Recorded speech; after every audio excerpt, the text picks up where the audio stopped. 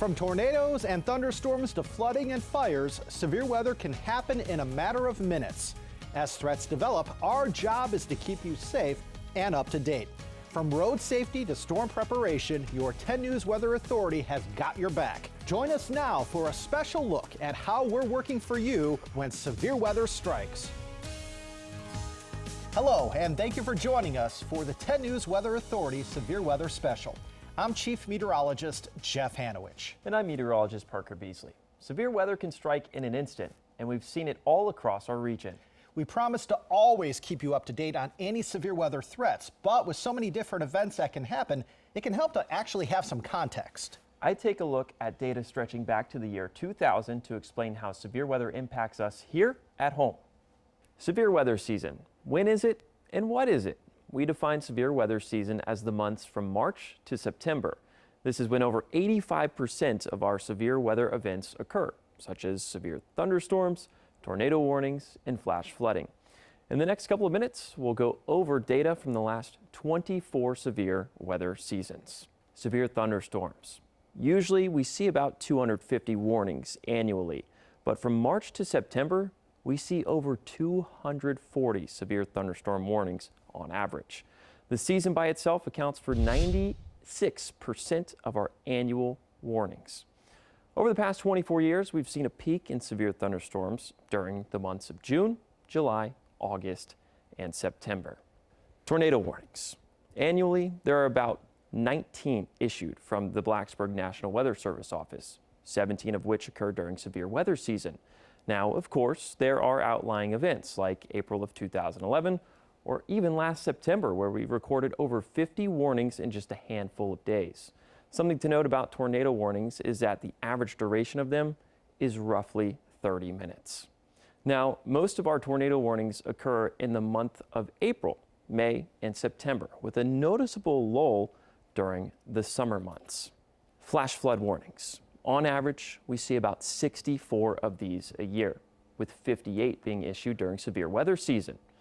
As the season progresses, heavier rains begin to settle in, transitioning to a summer rain. As a result, most of our flash flood warnings occur from June to September. Now, throughout severe weather season, we may see severe weather warnings and severe weather watches. But what is the difference between the two? Well, a watch is when the ingredients are there for severe weather to happen, kind of like having the ingredients for making tacos for dinner. You have everything at the ready. A warning is when your parents tell you to come fix yourself a taco and put it together. Now it's ready to be eaten. This would be the case when storms have the criteria to be diagnosed as severe. For example, a severe thunderstorm warning has 58 mile-per-hour winds or greater, or it can have 1-inch diameter or larger hail. For a tornado warning, there is radar indicated rotation close to the surface, or a tornado has been spotted by a trained spotter. For flooding, heavy or excessive rainfall is ongoing. Though most of our severe weather occurs from March to September, there are outlying events. We know that. Your local weather authority continues to work for you around the clock by issuing weather authority alert days when necessary, in or out of season. During a severe weather event, getting real-time reports from people on the ground can be invaluable information. Meteorologist Delaney Willis explains how a program at the National Weather Service is helping meteorologists in the communities they serve. When severe weather strikes, it's crucial to have as much information as possible about what's happening in the atmosphere. However, there's only so much to be gleaned from radar products and weather maps. That's where ground truth comes into play. Real-time reports from the people on the ground who can confirm and expand on what meteorologists are seeing through technology. This on-the-ground data is essential in helping us better understand the storm's impact. One of the key ways the National Weather Service gathers this critical ground truth data is through the Skywarn Spotter program. This program allows the public to assist meteorologists by reporting weather conditions and severe weather events as they occur. These reports are crucial for improving the accuracy of severe weather warnings and forecasts. We spoke with Nick Fillo, a meteorologist at the National Weather Service, about the Skywarn Spotter program and why it's so important for both meteorologists and the communities they serve. The Skywarn Spotter class is a class where we invite members of the public. It's a very informal class, fun class to attend, but we talk about severe weather, how it forms, how people can stay safe and be prepared for severe weather, and then talk about how they can report severe weather conditions in their area to the National Weather Service. Those who attend a Skywarn class will leave with the knowledge of how severe storms form, what characteristics to look out for to identify severe weather, and when it's actively occurring, how to report damage to the National Weather Service. When severe weather occurs, they are asked to call in the report or submit a form like this one. Meteorologist Nick Fillo tells us why this information is so important to both the National Weather Service but also to the surrounding community safety. When we are issuing our severe weather warnings, our forecasts, we can put more accurate information into those products so that people can be better prepared. They tell us exactly what's happening on the ground. We can see that there may be heavy rain falling, but they're telling us which streets are flooded. We may know that there's damaging winds occurring, but it's their reports that tell us trees are being blown down or damage may be occurring to structures. It's that information that tells us how severe the weather is actually occurring in that area. Anyone can help their community stay safe and informed about severe weather by becoming a storm spotter. Class and spotter information is found at weather.gov/Blacksburg. Coming up, storm chasing isn't just about the thrill, it's a unique experience here in the Mid-Atlantic. We're diving into the realities of the practice right after this. When you think of storm chasing, you might think of movies like Twister. But chasing is much more than what you see on the big screen. Meteorologist Edward Shaw introduces us to a real-life storm chaser and explains why Mid-Atlantic chasing is unique. Now, one of the most important parts of any kind of severe weather event is knowing when an event is actually occurring, whether it's a confirmed tornado on the ground, damaging hail, or even damaging winds. And groups of people, they actually end up serving great value. And those groups of people are storm chasers, as they can provide verification in real time on what we're seeing on radar from our end at the broadcast station and on the National Weather Service's end, but also in real time ground verification. Now, here to talk to me a little bit about that is my good friend and meteorologist and storm chaser, Alex Thornton.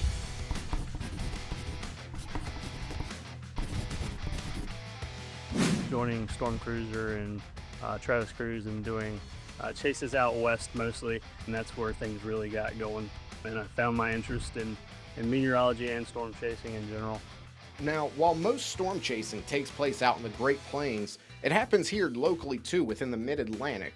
So I thought it would be a good idea to ask Alex about what some of the differences are between what we can see out west and what we see here at home. What are some of the benefits to storm chasers within the world of meteorology? So the biggest benefit's probably going to be how we're able to give and provide ground truth, whether it's to the National Weather Service who's providing the warnings or to broadcast meteorologists, just so you can give a visual with the warning that's being put out so the general public can actually see it. Because a lot of times the threat isn't really realized until you can actually see it. And we're able to do that by providing video, photos, or just calling in and giving a report. After discussing a little bit of what goes into storm chasing and how it differs within the Mid-Atlantic and the Great Plains, I figured it was time to hop in a storm chase vehicle and actually discuss what some of those things are that are critical to have for storm chasers. And certainly there's some interesting ones that not even I expected. Truly, everything can be done with a cell phone nowadays. It's got radar, you can get satellite, any weather data really. So cell phone is basically the big essential, but for areas that you're, out of cell phone range or don't have satellite feed, the ham radio, weather radio, and paper maps are going to do it for you. What are some of the advantages of having an actual road atlas? Really? Yeah, especially a lot of areas out west when there's a lot of dead zones. And in Virginia especially, we also have some in between the hill country and stuff like that. So there's a lot of back roads that you can find on these, and it's extremely helpful when you don't have service. While storm chasing is commonly viewed as a fun activity for meteorologists and most commonly associated with the Great Plains, it can still happen here within the Mid-Atlantic, with storm chasers providing valuable information to confirm when a tornado could be occurring. From Roanoke, Edward Shaw, 10 News. Coming up, there's a lot that goes into tracking severe weather as it's happening. We're breaking down some of the most common products we use and how they help keep you safe. There's a lot of technology we use during severe weather events, but there's rarely time to explain what these tools are and why we use them. Delaney Willis breaks down reflectivity and correlation coefficient and what they can show us. The most well-known radar product is reflectivity, and this product is a measure of how much energy is being reflected to the radar site. The radar transmits the signal and it bounces off precipitation in the atmosphere. When the signal returns to the radar site, the values that reflects the type and intensity of the precipitation change. Now, for example, if we see a large area of bright red or purple on the radar, that means there's a lot of precipitation and we might be dealing with a dangerous storm. In severe weather, like a tornado or a hailstorm, reflectivity can help us spot areas where large hail or intense rainfall is occurring.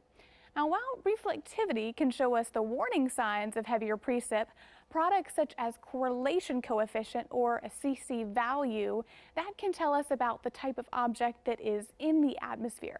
So on a normal day, correlation coefficient shows a uniform color. Now this shows us that everything that is in the sky, it should be there. However, when there is a significant drop in that CC value, the radar beam is detecting something that's in the atmosphere that isn't necessarily precipitation. Now this often can be debris that's being lofted in the atmosphere by a tornado on the ground. Still ahead, physical landforms can impact severe weather events like tornadoes. But does the geography we live in really keep us safe? Find out next. It's been thought that mountains, like our Blue Ridge Mountains, can lessen the effects of some severe weather events. But has that thought changed over the years? I wanted to see just how mountains and tornadoes can interact. Mountains break apart thunderstorms. Mountains protect us from tornadoes. Many years ago, that's exactly what I was taught. But is all that still true? In a word, no, not anymore. I recently took this question to my good friend Phil Heisel, the warning coordination meteorologist at the National Weather Service in Blacksburg. There have been so many studies done since we went to school looking at both observationally and through computer modeling how mountains can actually enhance the rotation of thunderstorms and produce tornadoes. So then how does this happen? Think of a rotating storm as it's crossing a mountain. As it goes up the mountain, the rotation weakens, but as it comes down the mountain, that rotation tightens, similar to how a figure skater increases their speed on the ice by moving their arms inward. That's essentially what's occurring when tornadoes spawn in the mountains. Downsloping wind allows rotation to increase, forming a funnel cloud. And the numbers don't lie. In the last 10 to 20 years, here in the Virginia mountains, we've seen more tornadoes. So, what has changed? Well, for one, there's a greater population. More people means more impact. Think about the world we live in now. If news happens, it spreads quickly. There's much better ways to communicate through social media that we're seeing a lot more images of damage than we saw before. You don't think things like this happen here? Think back to April 8th, 2011. The mountains were no match for two separate significant tornadoes in Pulaski County. I think about the dozens of damage surveys that I've done over the past couple of decades. That's the first case that comes to mind. Damage was first spotted in the town of Pulaski on the leeward side of the mountain. After assessing the damage, it was determined to be an EF2 tornado with winds of about 125 miles per hour. The storm dissipated as it approached Draper Mountain. But a second tornado formed in Draper, right on the other side of the mountain. This one, a high-end EF1 with winds of up to 110 miles per hour. Close to 300 structures were either destroyed or damaged from these two twisters. Among the leaders in debunking this myth of the lack of tornadoes in the mountains, Virginia Tech. That's right, Virginia Tech is home to a phenomenal meteorology program. And one of their graduate students years ago published one of the first ever papers on this very topic. Pretty cool, huh? The main takeaway from this story: it does not matter where you live. If you're at 3,000 feet elevation, if you're in a low-lying area, tornadoes can occur anywhere in Southwest Virginia. It's vital to be prepared, that you have multiple ways to get tornado warnings. Because in our area, Jeff, the lead time from the time the storms start to show rotation to the time the tornado occurs is much less than it is in the Central Plains. That means you literally only have minutes to take action and get into your safe place. And with our issuances of Weather Authority alert days, we hope we ensure your safety by giving you plenty of heads up that inclement weather could be headed your way. Please stay safe this severe weather season, and thank you for trusting us. No matter what's happening in the skies and on the ground, our promise is to always keep you prepared, safe, and up to date. Our Weather Authority alert days bring you the latest details throughout the day, both on air and online. You can also download our 10 News weather app to get zone-specific updates sent straight to your phone. From your 10 News Weather Authority, thank you for joining us.